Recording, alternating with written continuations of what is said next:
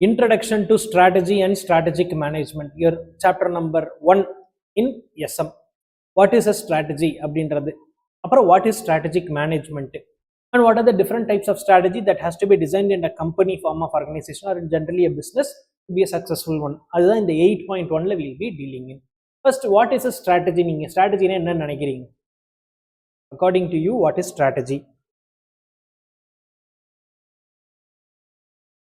Very good. Long டேர்ம்ல ஒரு சக்சஸ்ஃபுல்லான ஒரு இடத்துக்கு கொண்டு போய் வைக்கிறதுக்கு பிளான் பண்ணி போறது ஸ்ட்ராட்டஜி. Very good. அப்புறம் what else could be a strategy? ஸ்ட்ராட்டஜியோட தமிழ் மீனிங் என்ன?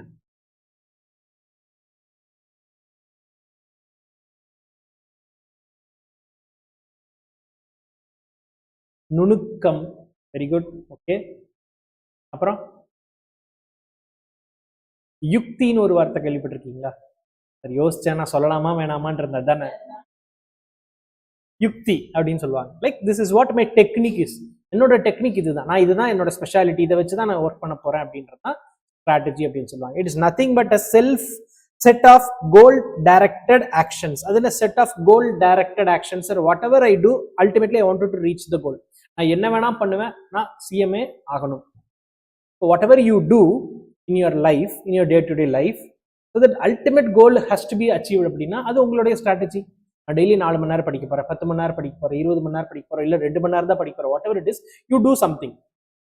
அதை நோக்கி ஒரு பயணம் இருக்கு இல்லைங்களா, அதுதான் strategy. Strategy is nothing but a set of goal directed actions. So ultimately if the company wants to go for a good performance, good achievement அப்படின்னா தே நீட் அ ஸ்ட்ராட்டஜி அப்படின்றாங்க. That strategy no it will have some elements. எலமெண்ட்ஸ்னா என்னன்னா, என்னென்னலாம் அது வந்து எடுத்துக்கும், எதெல்லாம் அதை கன்சிடர் பண்ணிக்கும், எதெல்லாம் அதை எடுத்துட்டு தேல் டிசைட் அப்பான் அப்படின்னா 3 விஷயங்களா பிரிக்கிறாங்க.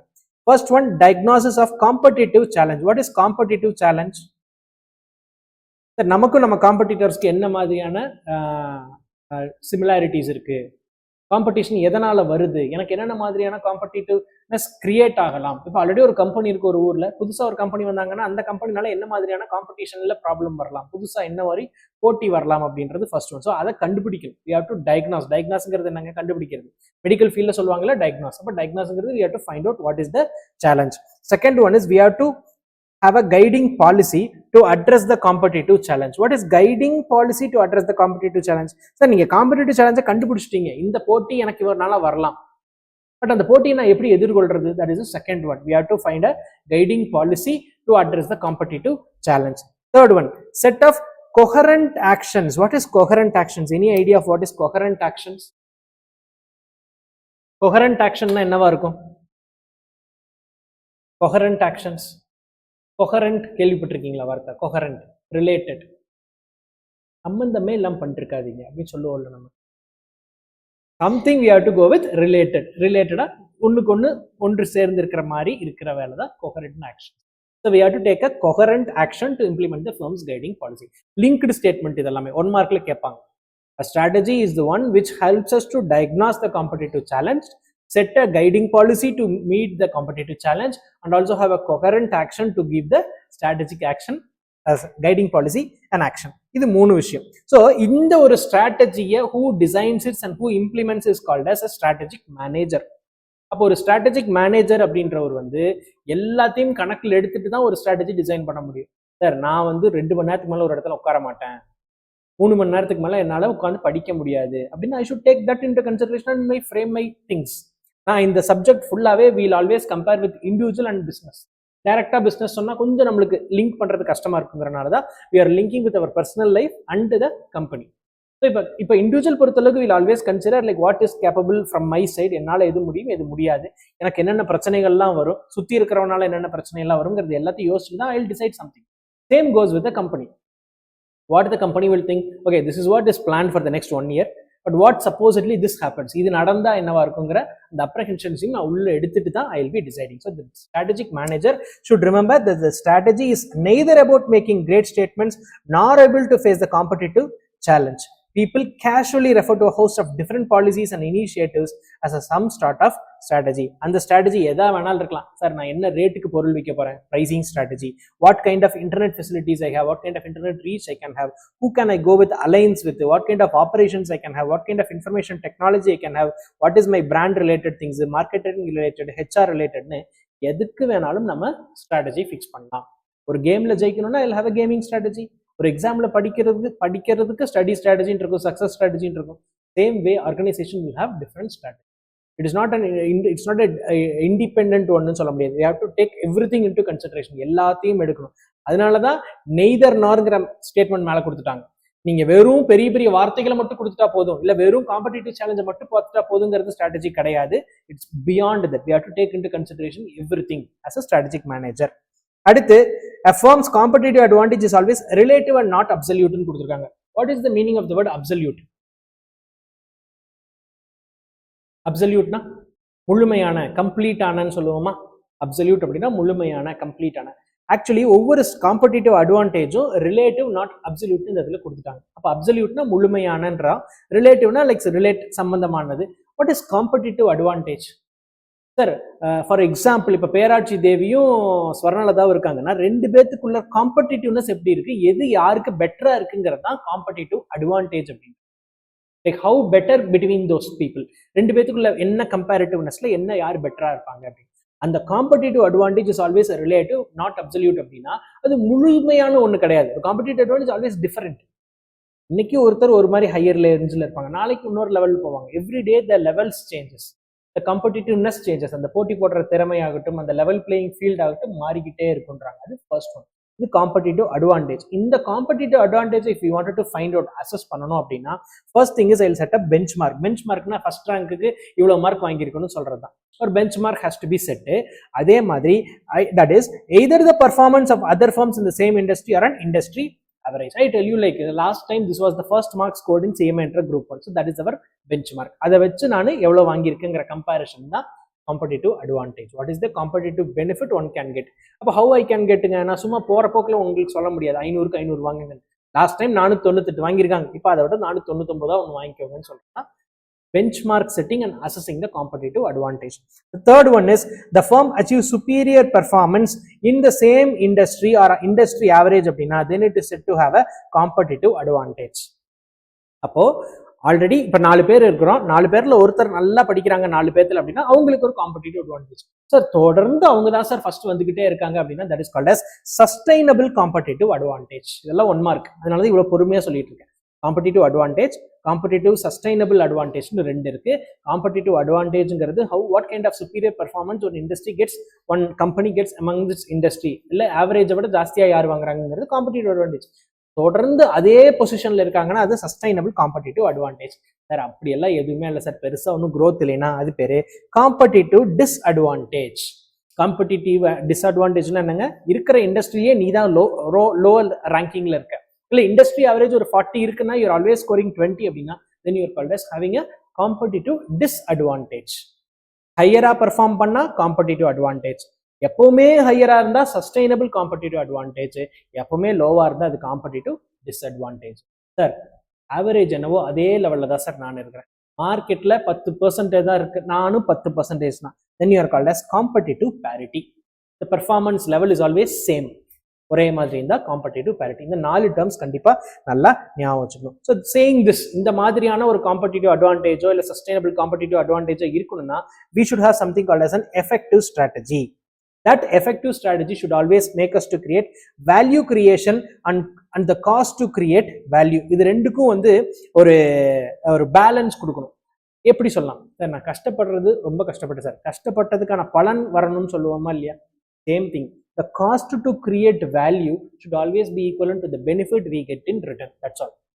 நான் என்ன செலவு பண்றேன் ஒரு பொருளையோ ஒரு சர்வீஸையோ ப்ரொவைட் பண்றதுக்கு as a company-னா that should be equivalent to the value I get back in return.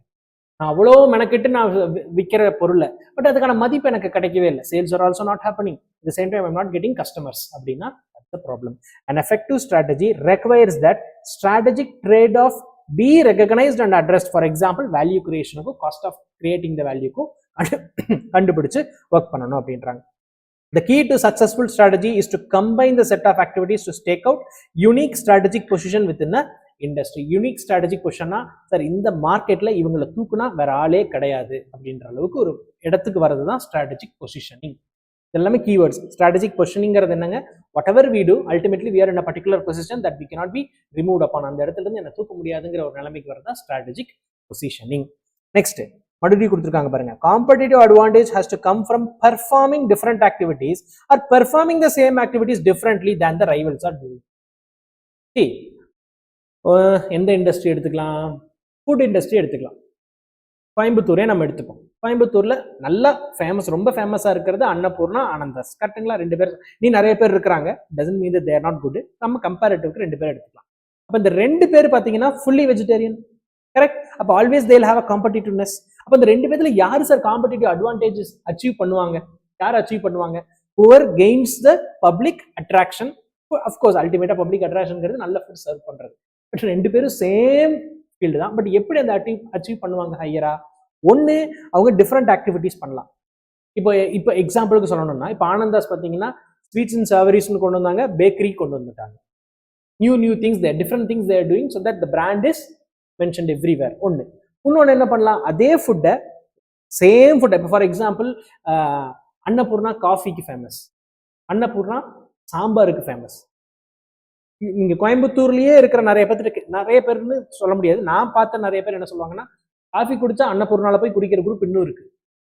I wanted to have coffee, no I go to Annapoorna. ஏன்னா இங்க லோக்கல்ல எல்லாம் கிடைக்காது, இல்லை அன்னபூர்ணா காஃபி தான், அன்னபூர்ணா சாம்பார் வடை தான், அன்னபூர்ணா சாம்பார் தான்ற it has a trademark. ஆனந்தாஸ்க்கு ஆக்சுவலி அந்த மாதிரி ஒரு ட்ரேட் மார்க் இல்லை. ஆனந்தாஸ் ஆஃப்டர் தட் ஒன்லி, அன்னபூர்ணாக்குள்ள அப்புறம் வந்தவங்க தான். பட் ஆனந்தாஸ்க்கு இப்போ அந்த பேக்கரி, இந்த ஐட்டம், கன்ஃபெக்ஷனரி ஐட்டம்ஸ் எல்லாம் போன உடனே they have their own brand value. So either they have to do something differently R same thing has to be done in a different way than the rivals. ஏதோ ஒரு difference இருந்தால் மட்டும்தான் அங்கே அவங்க வருவாங்க அப்படின்றது தான் இந்த காம்படிட்டிவ் அட்வான்டேஜ் அச்சீவ் பண்றதுக்கான ஒரு வழி. இந்த ட்ரேட் ஆஃப்ஸ் எல்லாம் திருப்பி அதே பாயிண்டா இருக்கும். Resources are limited, managers must be careful. ஏன்னா I cannot always tell like this will do that will do. நான் செலவு மட்டுமே பண்ணிட்டு இருந்தேன் அப்படின்னா I will not get the output. செலவு பண்றதுக்கு தகுந்த மாதிரி I have to find out like what is the resource availability. அந்த அவைலபிள் ரிசோர்ஸை வச்சு I have to find out like what is most apt. அதுதான் ஸ்ட்ராட்டஜிக் சாய்ஸ் அப்படின்னு சொல்லுவாங்க. Strategic choices nothing but which one is correct for us. எந்த இது நம்ம கரெக்டா இருக்குங்கிற ஒரு செலெக்ஷனும் நம்ம கிட்ட இருந்தா இட் வில் பி பெட்டர் அப்படின்னு சொல்லுவாங்க. Finally, strategy is not to preserve the top management. Why so? Why so? Strategy is not just to preserve the top management அப்படின்னா என்னங்க?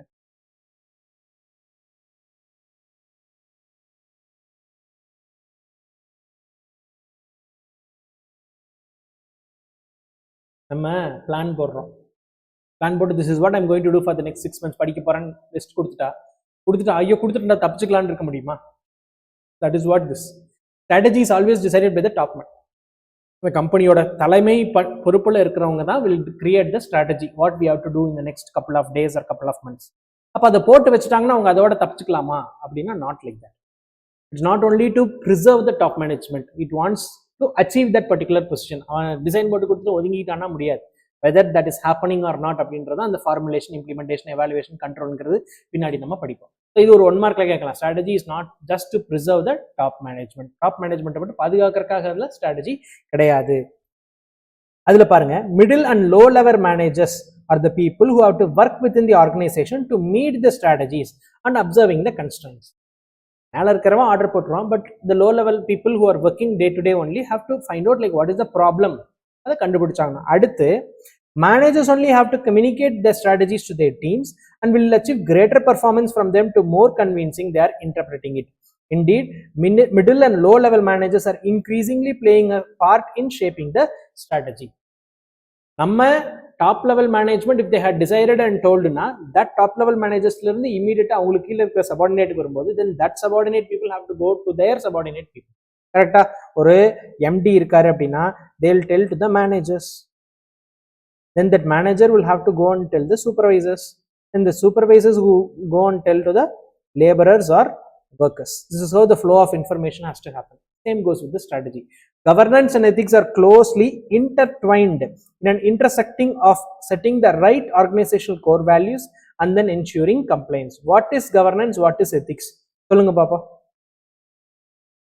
What is governance? What is ethics? Governance na enna? எல்லாருக்கும் ஈக்குவலா, very குட், okay. வேற கவர்னன்ஸ்னா இந்த central கவர்மெண்ட்ல maximum governance, minimum கவர்மெண்ட்னு ஒரு வார்த்தை யூஸ் பண்ணியிருப்பாங்க, கேள்விப்பட்டிருக்கீங்களா? எங்காவது நியூஸ்ல ஏதாவது பார்த்துருக்கீங்களா? கவர்மெண்ட்டுக்கும் கவர்னன்ஸ்க்கும் என்ன வித்தியாசம்? Government is an agency which does things for the people, but governance is the way in which the things are done to the people. தான் ரெண்டு வித்தியாசம். கவர்மெண்ட்டுங்கிறது ஒரு அமைப்பு, மக்களுக்காக சேவை செய்யக்கூடிய ஒரு அமைப்பு.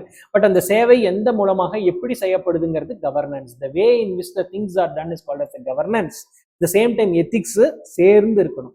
பிகாஸ் எப்படி வேணாலும் ஒரு வேலை செய்யறதுங்கிறத விட்டு போட்டு இப்படிதான் இந்த வேலையை செய்யணுங்கிறதான ethics. There is a way in which everything has to be done. There should be a principle in it.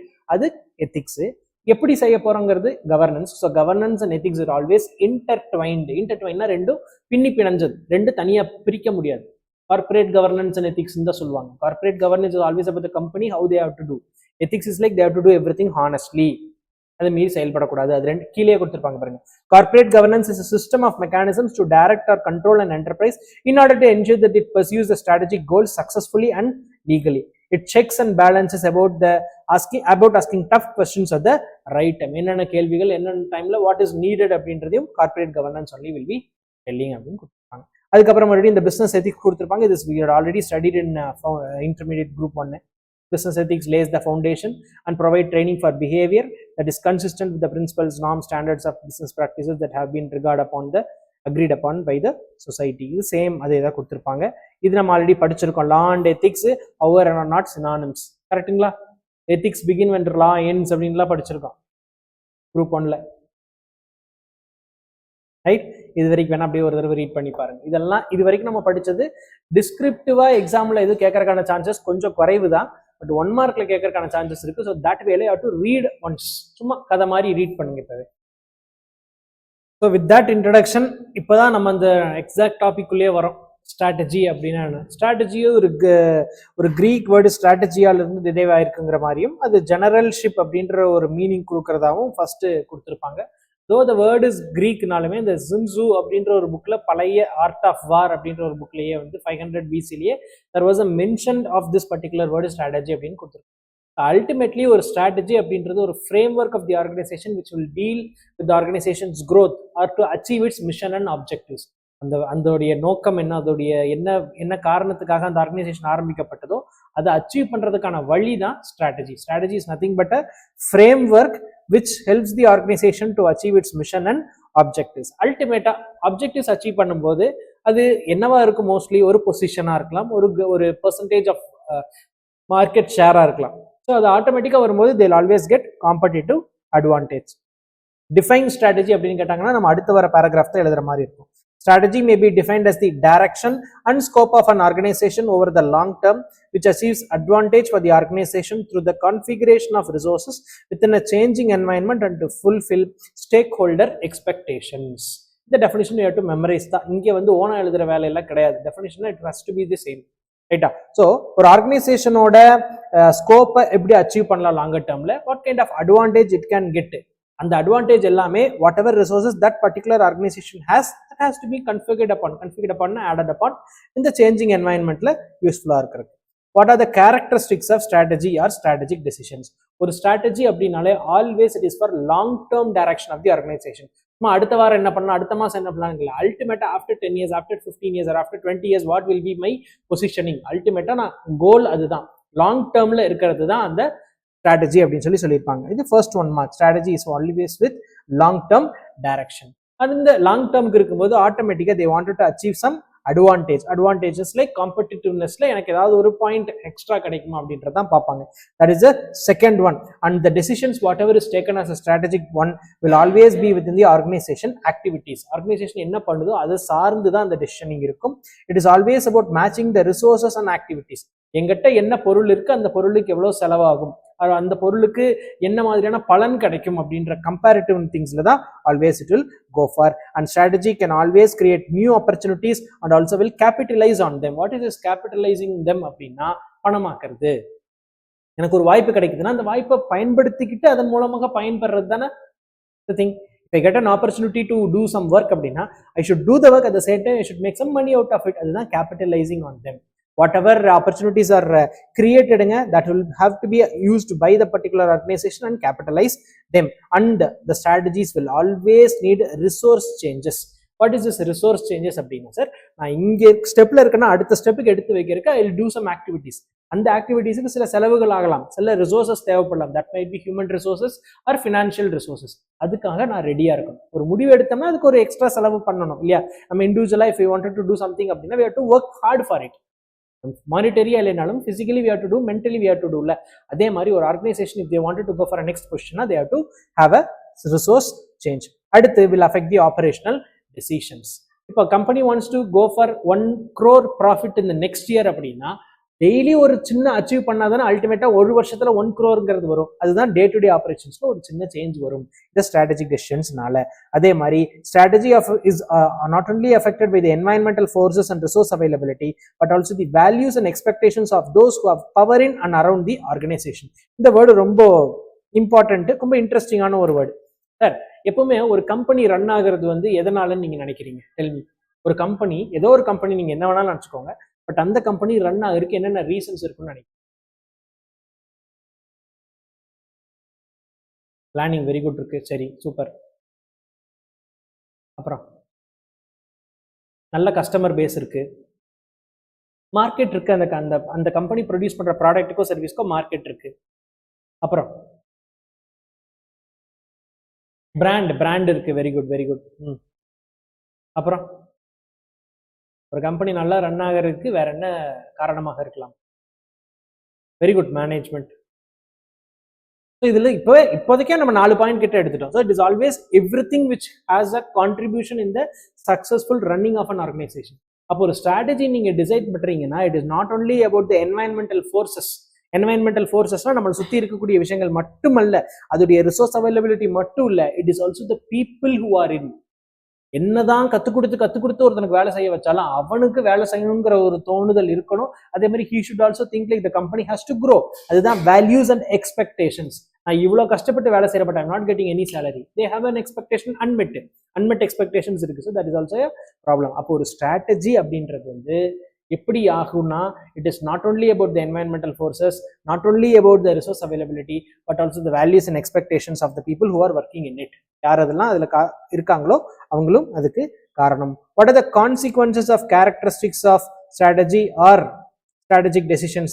இவ்வளோ விஷயம், நிறைய விஷயங்கள் சேர்ந்து இருக்கு இப்ப நம்ம பார்த்ததுல இல்லையா? சும்மா ஸ்ட்ராட்டஜினா நம்ம என்ன சொல்லிட்டு ஒரு ஐடியா, ஒரு டெக்னிக்னு சொன்னோம். Is that so? Not only that, அதுக்கு எதெல்லாம் யோசிக்கணும், எதெல்லாம் அதோட லிங்க் ஆகுதுங்கிறத பார்க்கணும். So that way it is always complex in nature. நார்மலா இருக்கும்போது யாருமே will not take up decisions. whenever we are in always in an uncertain way, ஐயோ இதுவா நடக்கலாம் அதுவா நடக்கலாம், இதுதான் அப்படின்னு ஷூரா இருந்தோம்னா will be happy. But whenever we are in a confusion state அப்படின்னா will take a decision. So it is always situations of uncertainty. நாளைக்கு என்ன நடக்கும், இது இப்படி நடந்தா என்ன ஆகும் அப்படின்ற ஒரு விஷயத்துல தான் will take up decisions. Demand and integrated approach. What is integrated approach? Sir ஒருத்தர் மட்டும் இல்ல சார், ஊர்கூடி தேர் இழுக்கிறதுன்னு சொல்லுவாங்க. எல்லாரும் சேர்ந்தாதான் the work will happen. So strategy is always requiring an integrated approach. Manage change relationship and networks outside the organization. Suddenly if something is changing in an organization na and the company இருக்கிற relationship with the other parties has to be changed. For example, திடீர்னு ஒரு strategy decide பண்றாங்க, okay from now on people will not be using plastics in my company. Already they were procuring plastic items or something like that from neighboring company அப்படின்னா they'll have a differential relationship. இப்போ இருந்து அப்ப அது ஒரு problem வருது. அவங்களுடைய network அப்போ okay plastic இல்ல, what to replace it, will go for something like biodegradable. அப்போ பயோடிகிரேடபிளுக்கான நெட்வொர்க்கை we have to expand. So whenever there is a strategic change na இது ரெண்டும் அஃபெக்ட் ஆகும். Strategic decisions will very often involve change in the organization. Changes வரும். இதை புதுசாக ஒன்று அச்சீவ் பண்ணணும்னா எக்ஸ்ட்ரா வேலை பார்க்கணும்னு சொல்லுவோம்ல, ஆட்டோமேட்டிக்காக changes will. This is all is about characteristics and the consequences of the characteristics. ரெண்டுமே எக்ஸாம்ல கேட்கறதுக்கான சான்சஸ் இருக்கு. Define strategy. List out the characteristics of strategy or strategic decisions. Also list out the consequence of the characteristics of strategy ன்னு கேட்டாங்கன்னா மேல இருக்கிறது அப்படியே எழுதணும், கீழே இருக்கிற 5 பாயிண்ட்டும் எழுதணும். So this is what the first question you may expect in your 8.1. 8.1ல இந்த கொஸ்டின் வரக்கான சான்சஸ் இருக்கு. Define strategy கேட்பாங்க, characteristics கேட்பாங்க, consequences of strategy பாருங்க.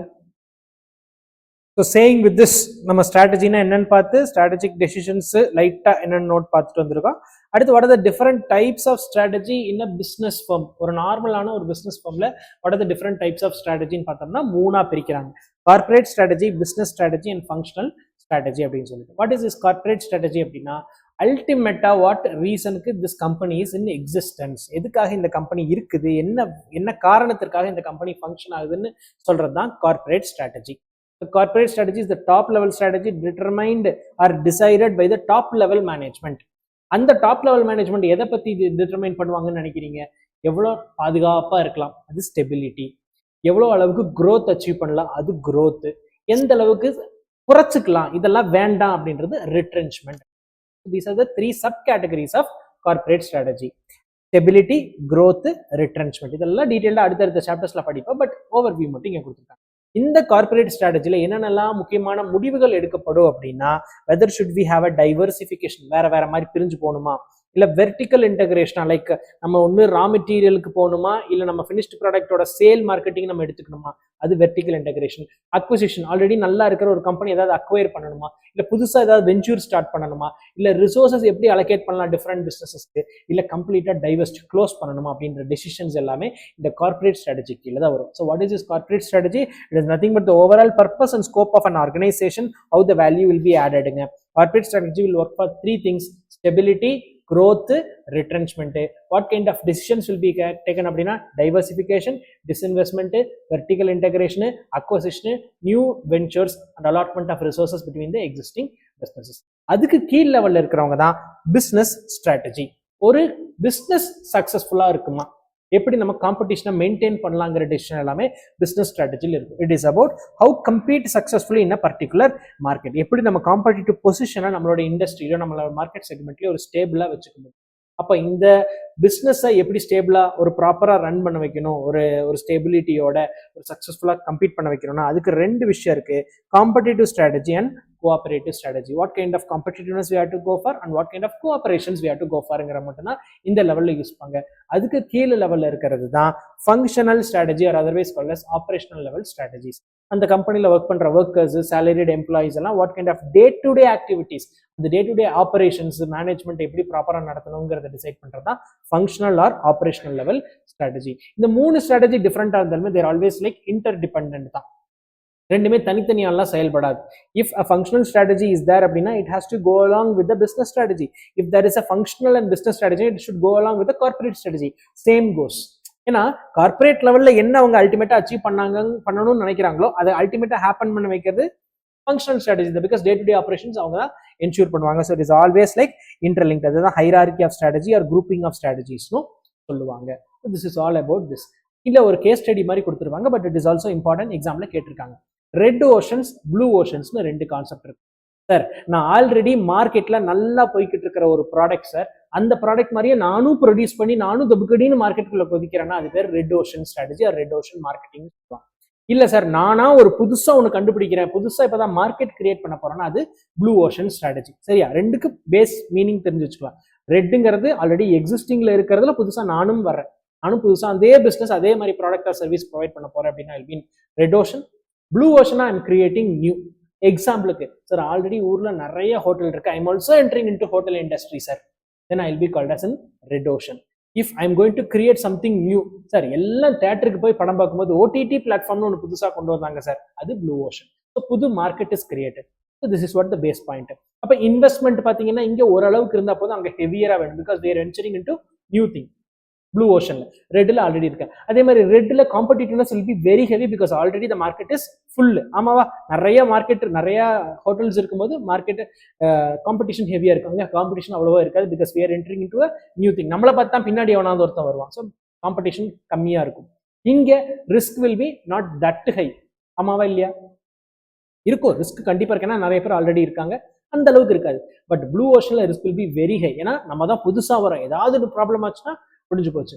ரிட்டர்னும் அதே மாதிரி தான், இங்க கம்மியா இருக்கும், அங்க ஜாஸ்தியா இருக்கும். Because I am the only person, if everything goes குட்னா I will get the complete profit in blue ocean. But red ஓஷன்ல இருக்கிறவனே தான் அவனுக்குள்ள அவனோட பணத்தை பிரிச்சுக்கிற மாதிரி இருக்கும். So this is the difference between red ocean and blue ocean. இந்த ப்ளூ ஓஷன் வாஸ் ஃபர்ஸ்ட் காயின்ட்னு ஒரு 1 மார்க்குக்கு மேபி கேட்கலாம்.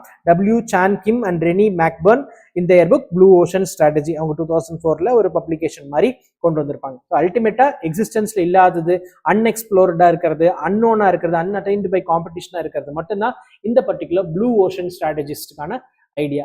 Existing market, existing company, existing products எல்லாத்துக்குமே வந்து ரெட் ஓஷன். ஏன் ரெட் ஓஷன் வந்துச்சுன்னு வைங்களேன், நிறைய சண்டை போடுறாங்கன்னு வைங்க, ரத்தம் வருமா? ரத்தம் எந்த கலர்ல இருக்கு? ரெட் கலர் தானே, அதுதான் ரெட் ஓஷன். சிம்பிளா அதுதான் ரீசன். ரெட் ஓஷன் ஏன் வந்துச்சு, ரெட் ப்ளூன்னு ஏன் பேர் வச்சாங்கன்னா, ஒண்ணுமே எக்ஸ்ப்ளோர் ஆகாத ஒரு தண்ணி எவ்வளவு இருக்கு, ப்ளூ கலர்ல இருக்கும், பட் லைக் அது தனி கலரா இருக்கும். அது கலங்குச்சுன்னா அது பிகம்ஸ் டார்க், ரைட்? அதுதான் இங்க நிறைய கூட்டமா சேர்ந்து சண்டை போட்டாங்கன்னா அடிபட்டு ரத்தம் வரும்னு எடுத்தாலும் சரி, ரெட் யாருமே இருக்க மாட்டாங்க, அவன் மட்டும் தான் ராஜானா அது ப்ளூ ஓஷன் ஸ்ட்ராட்டஜி. இந்த 2 டிஃபரன்ஸும் கண்டிப்பா படிச்சு வச்சுக்கணும், எக்ஸாம்ல கேட்கறதுக்கான சான்சஸா இருக்கு. இங்க பாருங்க, அவங்களே கொடுத்துட்டாங்க. Compete in existing markets, create uncontested market to serve both the competition, make the competition irrelevant. both the competition அவனும் கூட சேர்ந்து பயணிக்கணும் அந்த காம்படிஷன்ல. But here they will be creating it only, but that is also very irrelevant தான். புதுசா எவனோ ஒருத்தர் வந்தாதான் அந்த இடத்துல காம்படிட்டிவ்னஸ் வரும், இல்லைன்னா இருக்காது. எக்ஸ்ப்ளாய்ட் தி எக்ஸிஸ்டிங் டிமாண்ட், இருக்கிற டிமாண்ட் தான் நம்ம பிரிச்சுக்கணும். ஆனா புது மார்க்கெட்டை நம்ம தான் புதுசா கிரியேட் பண்ணணும், போய் மார்க்கெட் கிரியேட் பண்ணணும். வேல்யூ காஸ்ட் ட்ரேட் ஆஃப் தான் இங்க நடக்கும். இந்த இடத்துல வேல்யூ காஸ்ட் ட்ரேட் ஆஃபே இருக்காது. பிகாஸ் நான் செலவு பண்றேன், நான் ப்ரொடியூஸ் பண்ற காஸ்ட்டுக்கு எனக்கு வேல்யூ கிடைச்சிட்டா போதுங்கிறது நீ அங்க நினைப்பேன். இங்க அப்படி கிடையவே கிடையாது. எவ்வளவு முடியுதோ I will reap the benefit. Blue ஓஷன்ல கரெக்டுங்களா? Because I am the new person, I am creating the market, வந்தா மொத்தமும் எனக்கு தாங்கிறப்போ it breaks off the value cost trade off. Align the whole system of firms activities with its strategic choice of differentiation or low cost. 10 பேர் இருக்கான்னா எப்படி தனித்துவமா ஒருத்தர் காமிக்கலாம்? ஒண்ணு விலை குறைச்சலா கொடுக்கணும், அது லோ காஸ்ட். இல்ல அவனதுல இருந்து என்னோட இந்த ஒரு சின்ன மாறுபாடு இருக்கு, that is called as differentiation. These 2 things has to be made in red ocean strategy. blue ocean strategyல அப்படி பெருசா ஒண்ணும் கிடையாது. differentiation low cost தான், பட் பெருசா ஒண்ணும் அந்த இடத்துல நம்ம டிஃபரன்ஸ் காமிக்க வேண்டியது இல்லை. Because I am the new person in this மார்க்கெட்ல, ஆல்ரெடி யாருமே இல்லை, அந்த அளவுக்கு நான் பெருசா டிஃபரன்ஸ் போக வேண்டியது கிடையாது. பட் அங்கே நான் ஏர்ன் பண்ணணும்னா ஒன்லி ஐ கோ வித் டிஃபரன்ஸோ இல்லை காஸ்ட் ரிடக்ஷனோ இருந்தாகணும். இங்கே அதிகமாக வேண்டியதில்லை. ரீட் பண்ணி பாருங்க. It refers to the monitoring, evaluating and disseminating the information from external and internal environment to key people within the organization. The purpose is to identify the strategic factors, both internal and external elements, that will shape the future of the organization.